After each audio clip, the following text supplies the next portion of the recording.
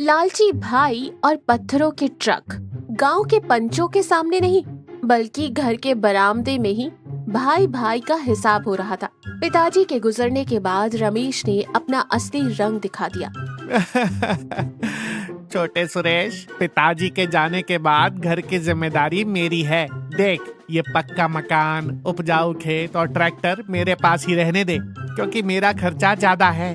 तू अभी छोटा है, तुझे मैं वो गांव के किनारे वाली पथरीली पहाड़ी दे देता हूँ। वहाँ हवा बहुत अच्छी आती है, आराम से रहना। हाँ सुरेश, वो पहाड़ी कितनी ऊंची है पता है? वहाँ से तो पूरा गांव दिखाई देता है। इससे ज्यादा और क्या चाहिए?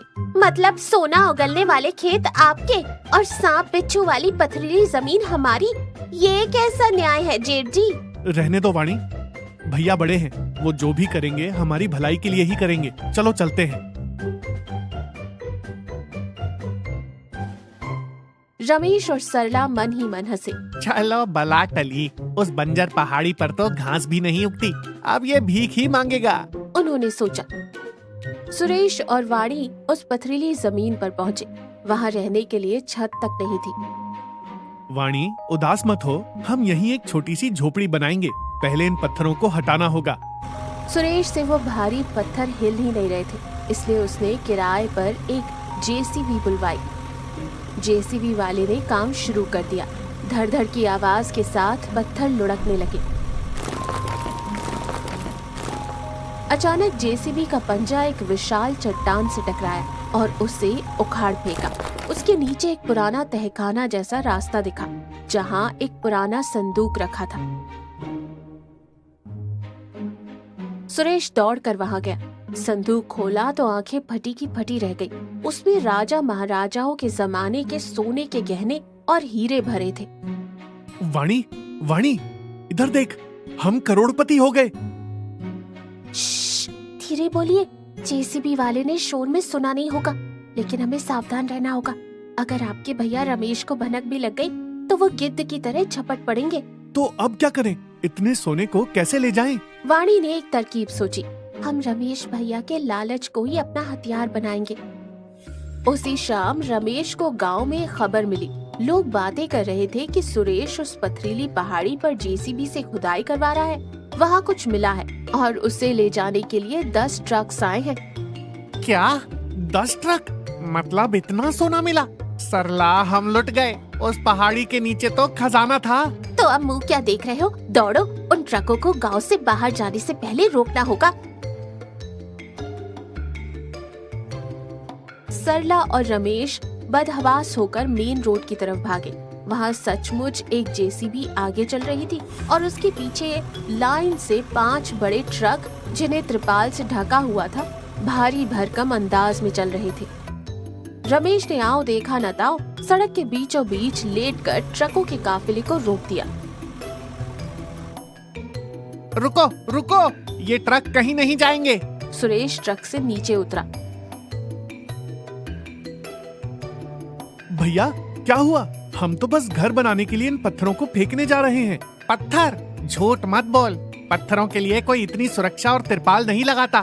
इसमें सोना है ना? सच बोल। जेठ जी, इसमें सच में उस पहाड़ी से निकला हुआ माल ही है, लेकिन ये हमारा है। आपने ही तो वो पहाड़ी हमें लेकर दी थी। मैं नहीं मानता, वो पिताजी की जायदाद है। वो पहाड़ी मुझे चाहिए और ये ट्रक भी मुझे चाहिए। भैया, ये नाइंसाफी है।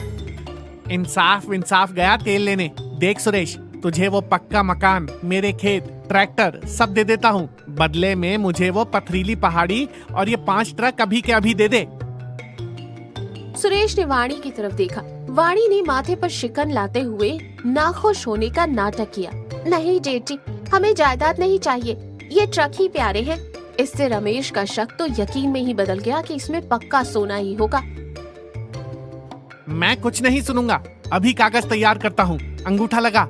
रमेश ने जबरदस्ती जायदाद के कागजात पर साइन किया। घर की चाबियां सुरेश के हाथों में ठूस दी और ट्रकों की चाबियां छीन ली। जाओ, अब ये सोना अब मेरा है। सुरेश और वाणी घर की चाबियां लेकर मुस्कुराते हुए पुराने पक्के घर की तरफ चले गए।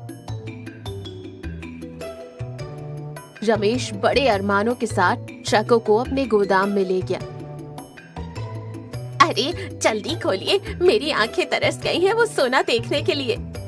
रमेश ने पहले ट्रक का तिरपाल हटाया। अंदर क्या था? बड़े बड़े पत्थर। रमेश हक्का बक्का रह गया। ये क्या? शायद दूसरे ट्रक में हो। दूसरा ट्रक, फिर वही पत्थर। तीसरा ट्रक, सिर्फ मलबे और पत्थर। पांचों ट्रक खाली कर दिए गए। वहाँ एक छोटे से कंकड़ के सिवा सोने का एक रत्ती भर टुकड़ा भी नहीं था। धोखा, छल, उसने मुझे बर्बाद कर दिया। रमेश गुस्से में आग बबूला होकर सुरेश के पास गया।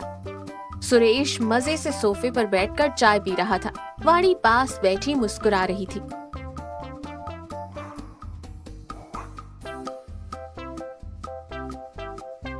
अरे ओ धोखेबाज, उन ट्रकों में तो सिर्फ पत्थर भरे थे, सोना कहाँ है? भैया, मैंने तो पहले ही कहा था ना कि मैं पहाड़ी साफ करके पत्थर फेंकने जा रहा हूँ। आपने मेरी एक न सुनी, उल्टा मेरी जेसीबी और ट्रक का खर्चा भी आप ही के सिर आ गया। तो खुदाई में जो मिला था वो? जी, वो तो मिला था जेठ जी, एक छोटी सी संदूक थी। वो तो सुरेश जी की जेब में ही आ गई थी, इसलिए जेब में रख ली।